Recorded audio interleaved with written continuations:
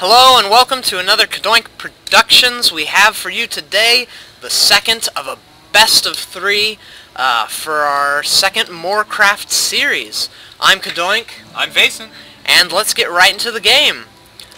On the left corner of Metalopolis we have our Zerg hero TriMa, the red Zerg, spawning on the left side of Metalopolis. And on the right here we have green Terran, Jack, the almighty Jack, who obviously does not like ice cream. Yeah. No, he was asking TriMa if he didn't like ice cream. Sorry, I did not see that question mark there. Yeah. Well, today we're on Metalopolis, spawning on cross positions as Jack is on the right side. Very good map for both Terran and Zerg. I hear it's no good for you, TriMa says. Very witty, TriMa. I believe he is referring to the ice cream. Absolutely. And I believe he is referring to the liquid ice cream. The liquid ice cream? Yes, it's beer. Oh. That ice cream. Ice cream. True that. Well, in the first game we had TriMa taking the victory, spoiler alert, oops, with his little roach play. Hopefully Jack will be able to counter that in some sort of way, or maybe we'll see something new and exciting coming from the Zerg player. And going to the production tab, we see not much out of the Zerg, but a barracks coming out for the Terran. The spawning pool at the 2-minute and 4-second mark? Yeah. Seems to be a 14 pool, excuse me. Pretty normal pool in this situation. Pretty normal pool in this map. He might be able to get away with a fast expand. I don't know if he's going to do this as he's getting his extractor. Jack, however, is in his base scouting around, going to see what's going on, while TriMa does not have anything in Jack's base as it is right now.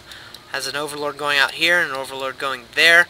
He knows Jack isn't going to spawn there, at least I hope he does, and hopefully he'll send a drone soon to scout out the map. Now, he is sitting around the 300 mineral mark, and I am going to assume that he will try and take an early expansion. It looks like it could be an early expansion, however he might need it for his queen, which is 150 minerals, and he's probably going to pop up some Zerglings here, unless, oh, maybe not. Maybe he is going to get that early expand, just like he said. I think he is also a little weary of Jack being his base. He can't do a whole lot about it, so he may be delaying any kind of strategic decision before he spends those minerals. Absolutely. He seemed to have been supply blocked for a second, and now that that Overlord is done, he can get these Zerglings as well as this drone. Floating at about 400 minerals. I should think that he would take his hatchery as soon as he can, seeing as he can't build much else. Oh, but the queen is popping out and it's going to be spawning larvae. Maybe he just wants to get a whole heap of Zerglings out really early. Now, he is attacking the SCV. Absolutely. Not much better he could do. Oh, and he's getting that really early lair. That's quite surprising. I would think that with 500 minerals he would be taking expansion, but he's going for this Roach Warren again, this Roach Warren lair play. It seemed to do very well in the first game, and I'm thinking he's going to try it again this second game. A very interesting combination with the lair. I'm not sure quite why he's doing a lair. It may be for the Mutalisk later, or earlier more so than later, but I'm not really sure why he doesn't have the second gas down. Absolutely. He could be thinking about maybe getting that burrow down early. I think he quite likes the burrow, and then that potential to have Mutalisk later is a very good potential to have. As we can see here, we have Jack getting his usual barracks factory play, getting that tech lab up. We should hopefully start seeing some Marauders. Knowing TriMa, I would lift this and build a tech lab there. Absolutely, and that'll also help against the Baneling rush. Absolutely. It's just another something to absorb the damage. Absolutely. If those Banelings are set to destroy buildings, they're going to be attacking 4 different things as opposed to 3. Once again, going for this Hellion, interestingly, because he thinks that he should be building out of this factory since it doesn't have the tech lab. But sometimes it's a better decision to just get the tech lab early or spend that 100 minerals on perhaps another factory, or another barracks even. Now, there are 2 roaches in play. It doesn't seem like he's doing a whole lot with it. He maybe just be... it appears that he's just defending right now. That early... it's not really early, his natural. Yeah, the natural is not too early.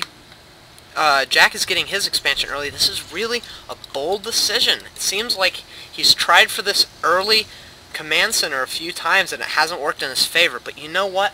I like that he's doing this, and here's why. When you find a strategy you seem to like, hey, I like early expanding, you should try it. 10, 20 times, and even if you lose all 10 and 20 times, you're going to find a way to make it work eventually, and it's going to be strong. And so now we have some Marauders in play, which is different than the last game, and it will hopefully allow him to defend this command center that he really wants to have. And there we have the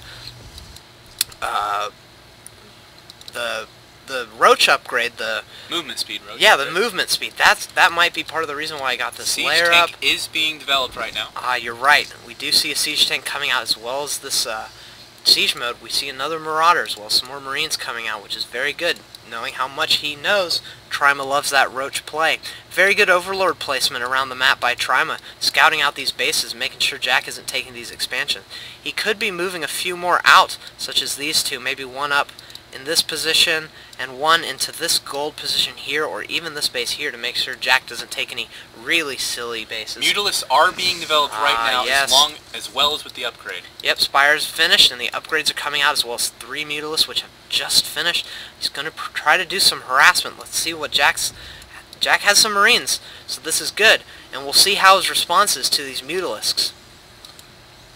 It does not appear that he knows that he has Mutalisks. He may want to scan because he's not actually scouted in a while, so he may want to save on the 50 energy instead of a mule for a scan so he can see what's going on. Absolutely, that's completely right. A good scan at this point can tell you exactly what you need to know. And if he sees this layer, he's going to think, aha, some sort of Mutalisk play. And sure enough, here comes the Mutalisk wrapping around his base, going to try to pick off some SCVs if he can. Luckily, preemptively, Jack has this engineering bay down, and the second he sees this Mutalisk, he should be able to build turrets. And here come the Mutalisks right now, attacking the SCVs. Jack isn't doing anything about it right now. He needs to pick up his Marines, and he's running away his SCVs, which is a very good decision. He needs to get the Marines in to attack, and here comes the Marines right now to do some damage, building a turret, exactly like I said. Very good decision by Jack. He's going to be attacking the SCV and the turret, but here comes the Marines just in time, and the Mutalisks are coming down to do some damage at the natural. When you see the Mutalisks, you don't just build the turrets in your main, you build them in your natural as well, because your Marines can't keep going back and forth. Very cool by Jack, picking up his Marines in his medevac so he can come down and defend his natural. One Marine there by the tanks in order to protect the tanks so the Mutalisks don't destroy the tanks, and now it gives Jack enough time to build these missile turrets to protect his natural and to protect his main. Very good defending by Jack. It does appear that we have a formidable sized army with Baneling upgrades. There are no Banelings on the field yet, but we do have 5 Mutalisks, and however, he is floating on quite a few amount of minerals. Absolutely, he has 800 minerals right now, and I'm hoping that he'll spend them on these Banelings and Infestor Pits. He needs to make sure he's keeping his larva injects going. He needs to saturate this base and get some gas going in these geysers, seeing as he doesn't have that much gas right now, and you can't support a Mutalisk army on 2 geysers of gas, to be honest. With this much minerals, I do believe that he may decide to put down a macro hatchery. That'd be a very wise decision. He could put it here, connecting his creep, which would be absolutely wonderful, especially if he wanted to go something like Hydralisk, which we don't see too often, but it could be a cool play. I don't like this Overlord placement. I wish he would continue to place him in good spots like this one and this one up here. And we see that Jack is scouting around with a Marauder. Very interesting. Going to go to this tower, I hope, and see what he can see.